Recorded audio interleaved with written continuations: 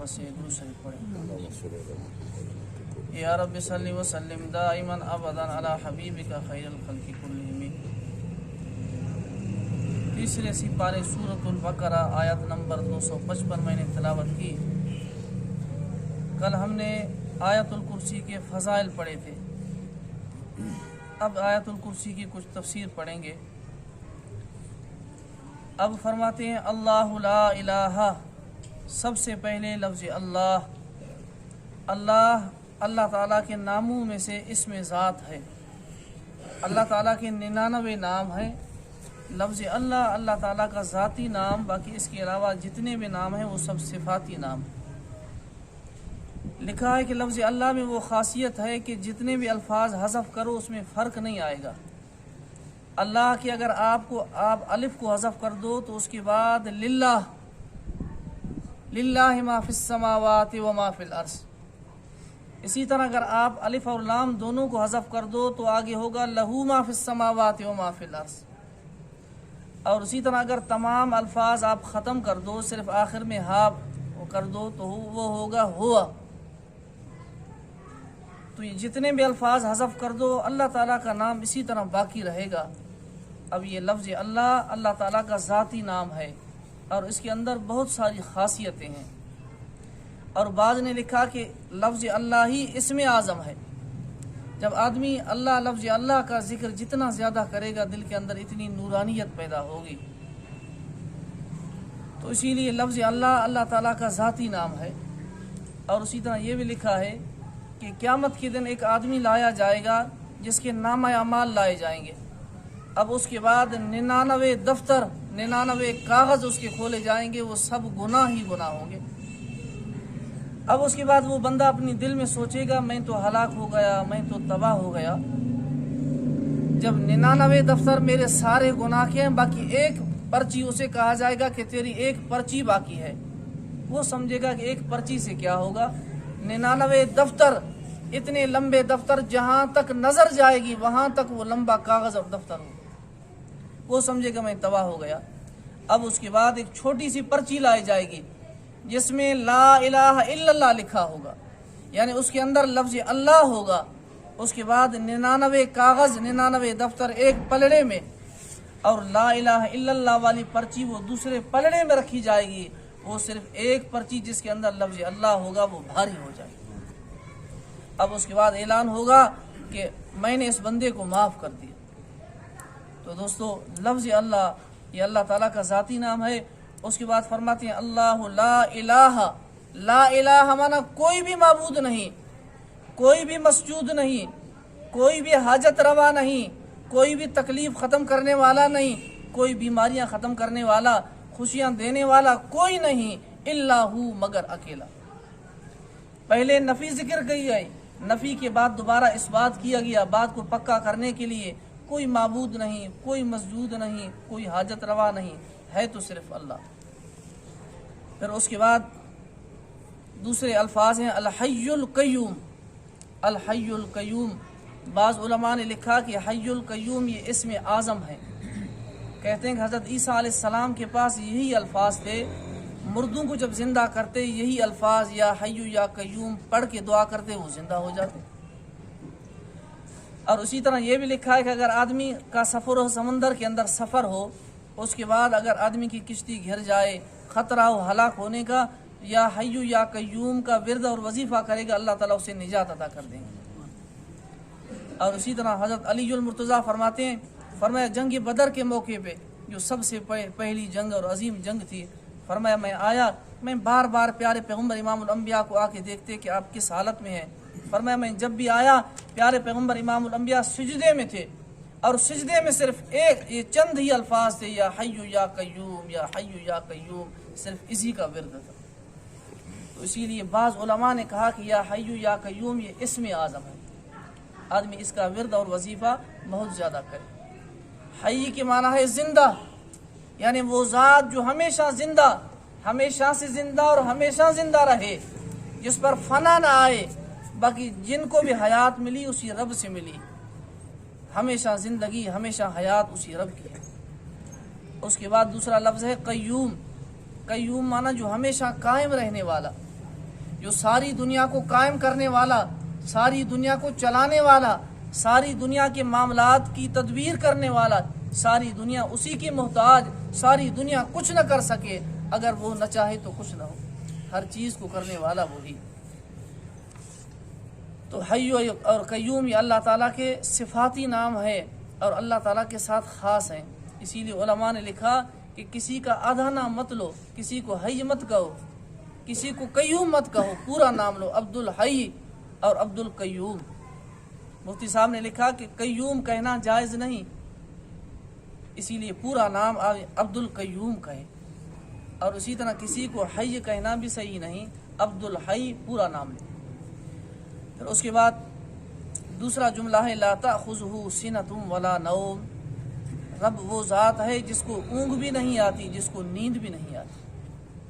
اونگ جو ہے نیند سے پہلے انسان کے اندر ایک سستی سی ہوتی ہے، پھر اس کے بعد نیند ہوتی ہے۔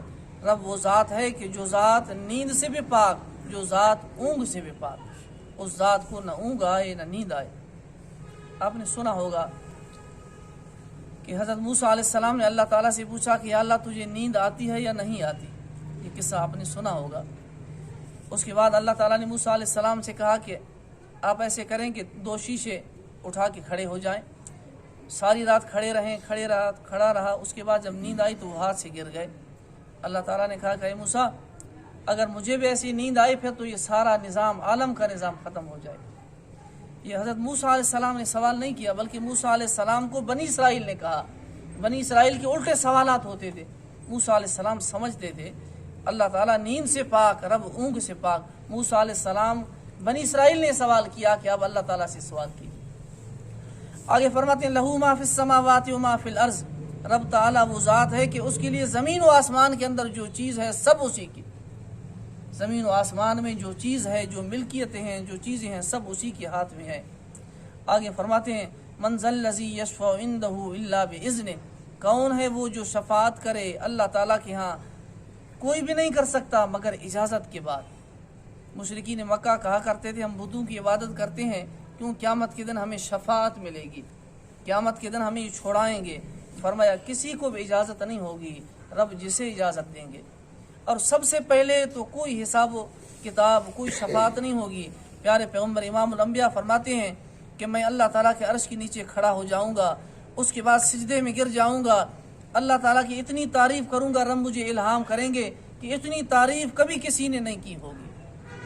پھر اس کے بعد مجھے اجازت مل جائے گی کہ آپ شفاعت کریں، پھر اس کے بعد حساب و کتاب میں ہو جائے۔ اور اسی طرح پیارے پیغمبر نے فرمایا کہ اللہ تعالیٰ نے مجھے اجازت دے دی، اگر آپ چاہیں میں آپ کی آدھی امت کو بغیر حساب و کتاب کی جنت میں لے جاؤں، اگر آپ چاہیں تو میں آپ کو شفاعت دے دوں۔ پیارے پیغمبر نے فرمایا کہ نہیں یا اللہ مجھے شفاعت دیجیے، آدھی امت جنت میں نہیں بلکہ شفاعت۔ سمجھ میں آیا کہ شفاعت آدھی امت سے بھی زیادہ ہے، اسی لیے فرمایا شفاعت انبیاء کریں گے، شفاعت اللہ تعالیٰ کے فرشتے کریں گے، اور اسی طرح شفاعت علماء کریں گے، شفاعت شہید کریں گے، نیک اور ولی کریں گے، اجازت کے بعد۔ جب رب کی اجازت ہوگی پھر اس کے بعد شفاعت۔ آگے فرماتے ہیں یعلم ما بین ایدیہم وما خلفہم، رب ہی جانتا ہے جو آگے ہونے والا، جو پیچھے ہو چکا، جو ظاہر میں، جو باطن میں، جو کچھ ہے وہ رب ہی جانتا ہے، رب کے علاوہ کوئی نہیں جانتا۔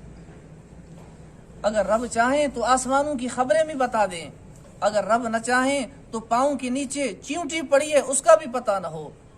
اگر رب چاہتا ہے حضرت یعقوب علیہ السلام کو بتا دیتے ہیں، مصر سے قمیص روانی ہوتی ہے، حضرت یعقوب علیہ السلام کو پتہ چل جاتا ہے انی لاجد ریح یوسف، مجھے یوسف علیہ السلام کی خوشبو لگ رہی ہے۔ اگر رب نہیں چاہتا تو کنعان کنویں میں ساتھ ہی چند میلوں پہ پڑے ہیں، یوسف علیہ السلام کا کرتا نہیں بلکہ خود یوسف پڑے ہیں، لیکن پتہ نہیں چلتا۔ اسی لیے اگر رب چاہیں تو دور کی بھی خبر دے دیں، اگر رب نہ چاہیں تو کچھ پتہ نہیں۔ یعلم ما بین ایدیہم وما خلفہم، رب ہی جانتے ہیں کہ آگے کیا ہے پیچھے کیا ہے۔ ولا یحیطون بشیء من علمہ الا بما شاء، اللہ کے علم کو کوئی احاطہ نہیں کر سکتا، رب کے علم کو کوئی جان نہیں سکتا مگر رب جسے چاہیں۔ رب جسے چاہیں غیب کی خبریں بتا دیں، غیب کا علم رب کے پاس ہے، باقی غیب کی خبریں اللہ تعالیٰ انبیاء کو نبیوں کو غیب کی خبریں بتا دیتے ہیں۔ آگے فرماتے ہیں وسیع کرسیہ السماوات والارض، اللہ تعالیٰ کی کرسی زمین و آسمان سے بڑی ہے۔ اب کرسی عام زبان میں کرسی وہ ہوتی ہے جس پر انسان بیٹھتا ہے۔ پیارے پیغمبر امام الانبیاء نے فرمایا کرسی سے بڑا اللہ کا عرش ہے، اور یہ کرسی اتنی بڑی ہے، ساتوں آسمان ساتوں زمین سے کرسی بڑی ہے۔ فرمایا ساتوں زمین ساتوں آسمان کے مقابلے میں کرسی اتنی بڑی ہے جیسے کسی بڑے میدان میں انسان کا چھلا منڈی انگوٹھی پڑی ہو، بہت بڑا میدان ہو، اس بہت بڑے میدان میں انگوٹھی پڑی ہو کتنی چھوٹی لگے گی۔ فرمایا ساتوں زمین ساتوں آسمان کرسی کے سامنے اتنے چھوٹے۔ پھر اس کے بعد کرسی عرش اس سے اتنا بڑا۔ تو فرماتے ہیں اللہ کی کرسی زمین و آسمان پہ وسیع ہے، زمین و آسمان سے بڑی ہے۔ اور بعض نے کہا کرسی سے مراد ہے اللہ کی بادشاہی، رب کی بادشاہی زمین و آسمان پہ بڑی ہے۔ اب یہ غیب کی چیزیں ہیں، انسان اسی پہ یقین کر لے، اب اس سے زیادہ تحقیق نہیں انسان نہ کرے۔ آگے فرماتے ہیں وَلَا يَؤُودُهُ حِفْظُهُمَا، اللہ تعالیٰ زمین و آسمان کی حفاظت کرتے ہوئے تھکتے نہیں، جیسے انسان حفاظت کر کر کے تھک جاتا ہے، رب تعالیٰ حفاظت کرتے کرتے تھکتے نہیں، اس رب کے لیے کوئی مشکل نہیں۔ آگے فرماتے ہیں وَهُوَ الْعَلِيُّ الْعَظِيمُ، وہ رب علی ہے، وہ رب بلند ہے، وہ رب عظیم ہے، اس رب کا مقابلہ کون کر سکتا ہے؟ تو اسی لیے دوستو یہ آیت الکرسی بہت ہی عظیم آیت ہے، اور حدیث میں یہ کہا گیا قرآن مجید میں سب سے بڑی آیت، جسے قرآن کے سب سے بڑی آیت کہا گیا۔ تو اسی لیے آپ خود بھی یاد کریں، اپنے بچوں کو بھی یاد کریں، اور اس کا ورد بھی زیادہ کریں۔ دعا ہے اللہ تعالی ہمیں عمل کرنے کی توفیق عطا فرمائے۔ وآخر دعوانا الحمدللہ رب العالمین۔ ربنا آتنا فی الدنیا حسنۃ وفی الآخرۃ حسنۃ اللهم انا على ذکرک وشکرک وحسن عبادتک رب الصلاۃ ربنا اغفر لي ولوالدي والمسلمين يا الله کرم یا رب